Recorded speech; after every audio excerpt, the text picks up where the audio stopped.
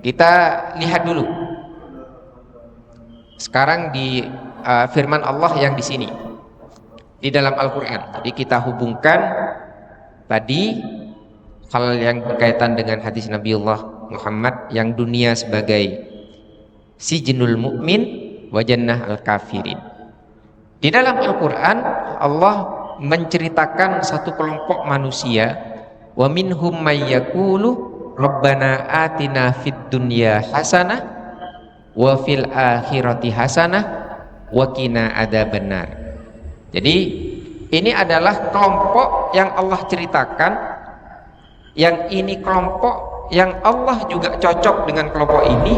Mereka yang berdoa rabbana atina fid dunya hasanah wa fil akhirati hasanah wa qina adzabannar. Katanya kelompok itu yang diceritakan oleh Allah, wahai Tuhan kami, atina, anugerahkan kepada kami fid dunya, dalam kehidupan dunia ini, hasanah, kebaikan,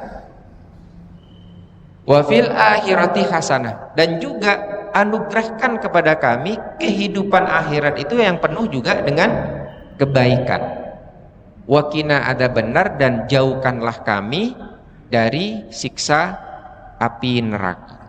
Nah, ini kehidupan, atau ini adalah gambaran atau harapan bagian kelompok kemudian yang dibenarkan oleh Allah, dengan Allah kemudian menyatakan ulaika lahum nasibum mimma kasabu. Mereka itulah, yakni bagi mereka nasibun, itu ketentuan atau nasib, mimma kasabu, sebab apa yang telah mereka laksanakan. Wallahu sari'ul hisab, sedangkan Allah itu maha cepat perhitungannya. Jadi di dalam hal ini orang-orang yang berharap tentang baik dalam kehidupan dunia dan baik dalam kehidupan akhirat, dan juga berdoa agar supaya dijauhkan dari siksa api neraka, kehidupan itulah kehidupan ideal yang diinginkan oleh Allah kepada kita umat manusia. Sehingga catatannya, meskipun kita digambarkan oleh Rasulullah hidup dalam sebuah penjara, tetapi penjara yang kita jalani ini adalah penjara yang untuk kebaikan kita sendiri. Artinya kehidupan itu tidak hanya selesai pada kehidupan dunia, tetapi juga kita akan berlanjut pada kehidupan akhirat. Sedangkan bagi orang-orang kafir yang memang tidak percaya dengan adanya kehidupan setelah kehidupan dunia, maka dia hanya akan sungguh-sungguh menghabiskan waktunya, menghabiskan kesenangannya hanya di kehidupan dunia saja. Sedangkan kita orang-orang yang beriman, di samping kita harus memiliki kehidupan yang baik saat di dunia ini, sekaligus kita juga akan mempersiapkan kehidupan yang baik atau bahkan yang lebih baik di kehidupan selanjutnya. Ini tentunya sesuai dengan apa yang firman Allah di surat yang lain, wal akhiratu khairu wa abqa. Misalkan ada ayat yang seperti itu.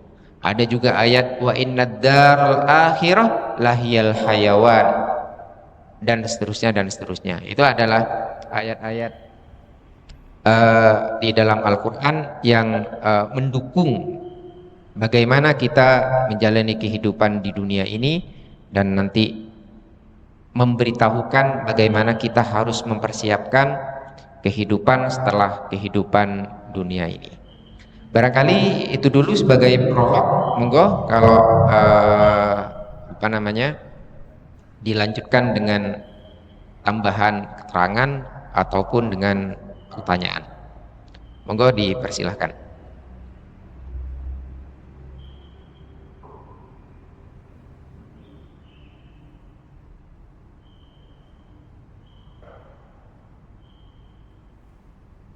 Ada? Ya Pak Huluk. Surga. Surga ada. Hadis Pak. Ya. Ternyata ini adalah hadis Nabiullah Muhammad, bahkan terdapat dalam Sahih Muslim.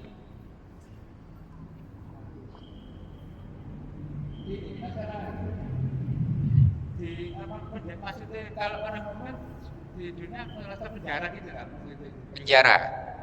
Nah, kan kesannya kalau penjara itu rasanya kan kayak tersiksa, apa ya? Istilahnya tersiksa, nggak enak, nggak, ya. Padahal orang mukmin kan istilah itu bahasa kalau ada kata-kata love cinta itu semuanya sebetulnya tidak ada yang namanya obat pengorbanan penderitaan. Kalau merasakan itu tadi love kan Ya, si Jinun itu penjara itu terkesan dengan penderitaan ya, terkesan dengan penderitaan. Tapi tadi dikatakan bahwa penjara itu terkesan dengan keterbatasan, ya, dengan penderitaan, dengan keterbatasan. Sebenarnya lebih tepatnya kalau penjara itu lebih ke keterbatasan kan sebenarnya, Pak. Kalau kita lihat penjara-penjara itu kan tetap dia memanusiakan manusia kan sebenarnya ya, haknya itu tetap di ini, cuman dia dibatasi. Nah, di dalam dunia ini ya memang ini kan gambaran dari Rasulullah bagaimana kita berkehidupan sebenarnya, Pak. Kalau orang-orang kafir itu dia tidak peduli dengan aturan keagamaan, dia tidak peduli dengan aturan Tuhan.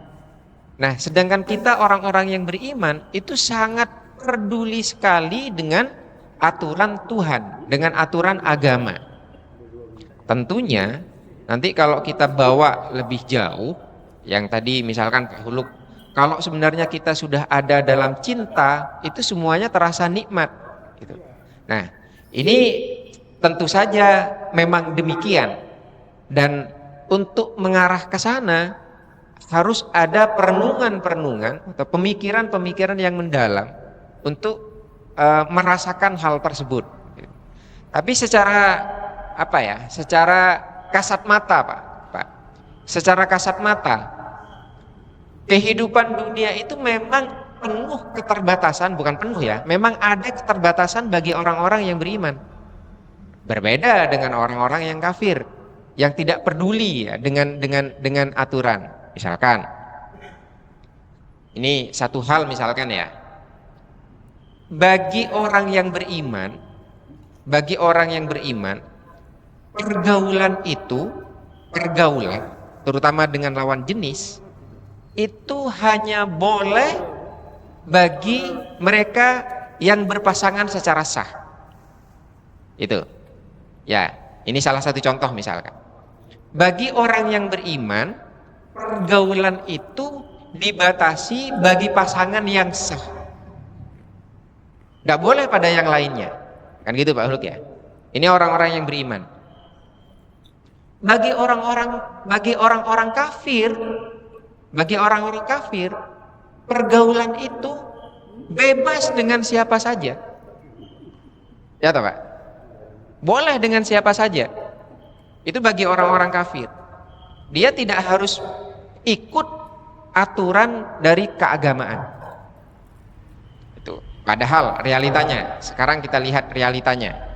Misalkan kita lihat psikologi orang laki-laki dulu. Orang laki-laki itu memiliki kecenderungan untuk bergaul bebas dengan siapapun. Dengan siapapun, ya kan? Kalau kecenderungan laki-laki begitu, siapapun ini laki-lakinya. Laki-laki itu bisa bergaul bahkan dengan lawan jenis yang baru dia temui. Itu kecenderungannya laki-laki begitu. Kalau kecenderungan itu tidak kita batasi dengan keagamaan, maka saat kita di Bali misalkan, ya wes kita akan bergaul dengan yang di sana. Saat kita ke Jakarta misalkan, ya sudah kita bisa bergaul dengan yang di Jakarta. Saat di Manado, ya kita bisa bergaul dengan yang di Manado. Nah, ini adalah yang disebut dengan jannatul kafir. Dia bebas melaksanakan apa saja. Tapi bagi orang-orang yang beriman, walaupun laki-laki memiliki kecenderungan untuk bisa bergaul bebas dengan siapapun, tapi ketika orang beriman itu ke Bali, apa boleh Pak bergaul dengan yang di Bali? Boleh, lek sah kan gitu ya. Lek tidak sah, tidak boleh. Harus ingat sing di Surabaya ya. Ketika kita ke Jakarta juga begitu, tidak boleh kita bergaul di sana. Walaupun kita lagi ini tidak bisa, kecuali yang sah. Maka kita harus ingat lagi yang di Surabaya. Nah, ini adalah salah satu contoh tadi Pak Huluk terkait dengan jannah.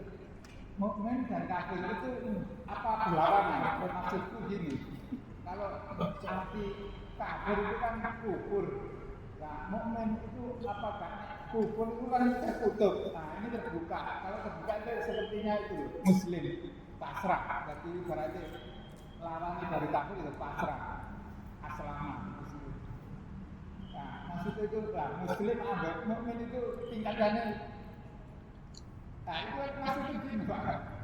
Masalah muslim tadi, orang muslim itu seharusnya itu kan betul-betul pasrah sehingga seapa adanya, menerima seapa adanya. Jadi tidak ada kata-kata penolakan. Nah makanya ketika tidak ada kata-kata penolakan itu pasti akan merasa nyaman. Pasti itu. Makanya kalau merasa penolakan apa istilah itu? Kayak terus, wah, pasti posting ini sangat karena banyak penolakan. Kalau kasarnya itu banyak protes. Ya, nanti kalau kita bawa ke sana, ujung-ujungnya memang muslim, artinya gini, antara tadi yang kafir sama muslim, walaupun nanti muslim itu nanti kita artikan dengan sesuatu yang penuh dengan kepasrahan ya. Memang pada akhirnya nanti itu yang muslim ini, orang-orang yang penuh dengan kepasrahan itu pasti akan menghasilkan keamanan atau mukmin. Sedangkan kafir yang tadi penuh dengan penutupan atau blok-blok itu, maka dia pada akhirnya nanti juga akan cenderung terjerembab dalam sebuah kebingungan gitu. Pada ujung-ujungnya nanti pasti ke sana. Tadi walaupun secara kasat mata seolah-olah enak ya orang kafir itu ke sana bebas, ke sini bebas. Seolah-olah begitu ya. Secara kasat mata. Tetapi nanti kalau misalkan kita fikir secara mendalam lagi, betul tadi yang dikatakan oleh Pak Huluk, ketika menjadi muslim yang sudah pasrah sepasrah-pasrahnya, tentu itu akan menghasilkan mukmin, keamanan yang bisa didapatkan oleh kita semua. Tapi untuk mengarah ke sana itu tentunya kita memerlukan pikiran yang mendalam. Tetapi kalau secara kasat mata saja, secara kasat mata kok ini kelihatannya enak kan?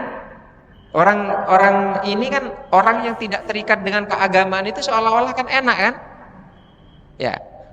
Misalkan subuh, orang yang terikat dengan agama dia harus bangun, ya kan Pak ya? Dia harus bangun. Padahal subuh itu enak-enaknya tidur. Nah bagi orang-orang yang kafir, ya enak aja dia lost tanpa memperdulikan waktu.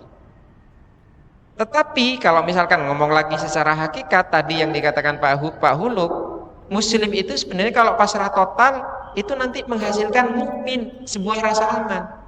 Bangun paksaan Allah di subuh hari, kalau kita laksanakan secara total pasrah kepada Allah, pasti akan menimbulkan manfaat-manfaat yang bisa jadi lebih enak daripada orang yang kafir yang mendapatkan fasilitas kebebasan tadi itu. Nah, makanya kemudian karena memang sifatnya ini juga Pak Huluk, antara tadi ya gambaran kafir sama muslim sama mukmin itu juga berkaitan dengan kehidupan ya. Artinya gini, kalau orang yang beriman itu dia mesti memiliki kehati-hatian di dalam menjalani kehidupan saat di dunia. Kenapa dia harus hati-hati? Karena nanti masih ada kehidupan berikutnya. ada barzah dan akhirat. Jadi dia harus menjalani kehidupan penuh dengan kewaspadaan. Sedangkan orang kafir, mereka tidak memerlukan atau menjalani kehidupan dengan kewaspadaan. Kenapa? Karena orang kafir tidak memiliki kepercayaan adanya kehidupan setelah alam dunia ini. Bagi mereka kehidupan ya sudah di sini tok. Itu. Bagi orang kafir begitu Pak Hulu. Kehidupan itu hanya di sini saja wis. Setelah mati ya wis hilang. Tidak ada lagi. Tapi bagi kita orang mukmin, setelah kehidupan di dunia ada kehidupan lagi. Makanya itulah yang kita harus menjalani kehidupan ini penuh dengan kehati-hatian. Oke, saya kira itu Pak Hulu untuk hadis tentang ad-dunya sinul mukmin wa jannah al-kafirin. Barangkali cukup ya? Sudah 5:30 lebih. Kita lanjutkan minggu depan nanti dengan kajian atau topik yang perlu kita cari lagi yang menarik. Kurang lebihnya mohon maaf. Kita tutup dengan kafaratul majlis. Subhanakallahumma wa bihamdika asyhadu an la ilaha illa anta astaghfiruka wa atubu ilaik. Assalamualaikum warahmatullahi wabarakatuh.